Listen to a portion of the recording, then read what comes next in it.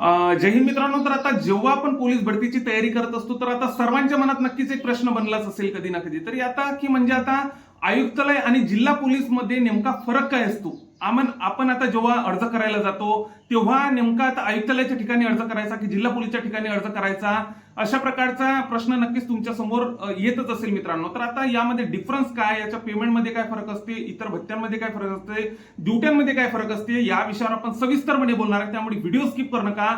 चॅनलला जर तुम्ही आतापर्यंत आपल्या नवीन असाल तर पोलीस भरतीची प्रत्येक अपडेट मी आपल्या चॅनलवर टाकतच असतो. त्यामुळे जे नवीन असाल त्यांनी नक्कीच आपल्या चॅनलला सबस्क्राईब करून ठेवा.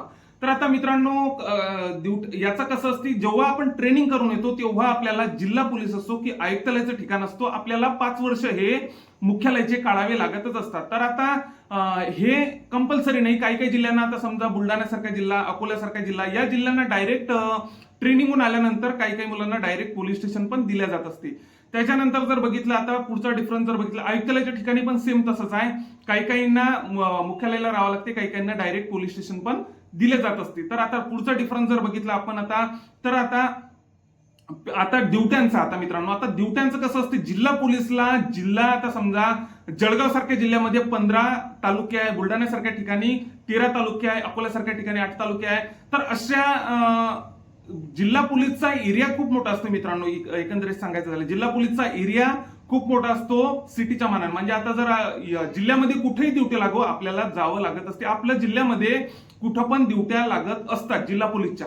त्याच्यानंतर आता जर बघितलं तर आता आयुक्तालयाच्या ठिकाणी कसं असते, नाशिक, छत्रपती संभाजीनगर, पुणे यासारख्या ठिकाणी मोठ्या सिटीमध्ये कसं असते, तर आता आयुक्तालयाचा एरिया म्हणजे एरियामध्येच आपल्याला ड्युट्या लागत असतात. एरिया जितका एरिया आहे आयुक्तालयाचा, सिटीचा जेवढा एरिया आहे तितक्याच रेंजमध्ये, तितक्याच एरियामध्ये आपल्या ड्युट्या लागत असतात. म्हणजे आता पुण्यासारख्या ठिकाणी डायरेक्ट 15 तालुके आहेत, तर आता तालुक्यांना आपल्याला जायचं काम नसते, तिथं पुणे ग्रामीण जात असते. ग्रामीण सारख्या ठिकाणी म्हणजे आता पुणे ग्रामीण तिथं ड्युट्या करत असतात. तर आता आपल्या सिटी, आता जर समजा तुम्ही पुणे सिटीला जर भरती झालेले असाल तर तुम्हाला तुमच्या एरियामध्येच, तुमच्या पुणे सिटीचा जेवढा एरिया आहे तेवढ्या एरियामध्येच आपल्या ड्युट्या लागत असतात. आपल्याला पूर्ण जिल्ह्यामध्ये फिरावं लागत नाही, ट्रॅव्हल खूप कमी होत असते. तर याच्या कंपॅरिझनमध्ये, जिल्हा पोलीसच्या कंपॅरिझनमध्ये आयुक्तालयाच्या ठिकाणी आपल्याला बऱ्यापैकी आपल्या ड्युट्या ह्या आपल्या एरियामध्येच असतात. जिल्ह्यामध्ये, पूर्ण जिल्ह्यामध्ये आपल्याला फिरावं लागत नसते. त्याच्यानंतर जर आता बघितलं पेमेंटमध्ये, पुढचा फरक पेमेंटमध्ये, तर आता पेमेंटचं जर बघितलं मित्रांनो, तर आता एचआरए मुळे आपल्याला डिफरन्स आपल्याला आढळून येतो. जिल्हा पोलीसच्या ठिकाणी एचआरए कमी असते आणि आयुक्तालयाच्या ठिकाणी एचआरए शिल्लक असते.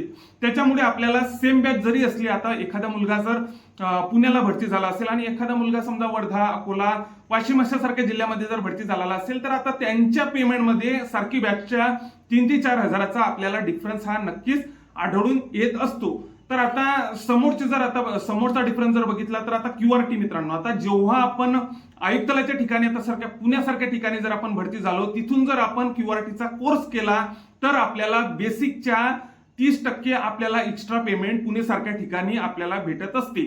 पण आता तिथंच जर आपण जिल्हा पोलीसच्या ठिकाणी जर आपण क्यूआरटीच्या कोर्सला गेलो तर आपल्याला एक्स्ट्रा पेमेंट वगैरे काही मिळत नसते. फक्त आपण त्याला नांदेड आहे की तिथं क्यूआरटीला एक्स्ट्रा पेमेंट, बेसिकच्या एक्स्ट्रा पेमेंट त्यांना मिळत असते. काही पर्सेंट असतात. ते पुण्याला 30% आहे, सोलापूरला 25%, अशा प्रकारचं सिटीवरती पण असते. आयुक्तालय ठिकाणी पण बऱ्यापैकी आपल्याला फरक आपल्याला आढळून येत असतो. त्याच्यानंतर जर बघितलं तर आता डिफरन्स असा आहे मित्रांनो की आता अर्ज कुठं करायचा, तर आता पुढच्या उद्देशाने जर बघितलं तर आता आयुक्तालयाच्या ठिकाणी जर आपण विचार केला अर्ज करायचा, तर आता पुढच्या उद्देशाने जर बघितलं तर शिक्षण वगैरे, सिटी वगैरे, फॅसिलिटी वगैरे तिथं तुम्हाला मिळतील. पण आता जिल्हा पोलीसच्या ठिकाणी जर आता तुम्हाला ग्रामीण सारख्या ठिकाणी राहायचं आहे, आपल्या मातीशी जुळून राहायचं आहे, तर आता जर बघितलं तर आता इथं तुम्हाला फॅसिलिट्या कमी मिळतील.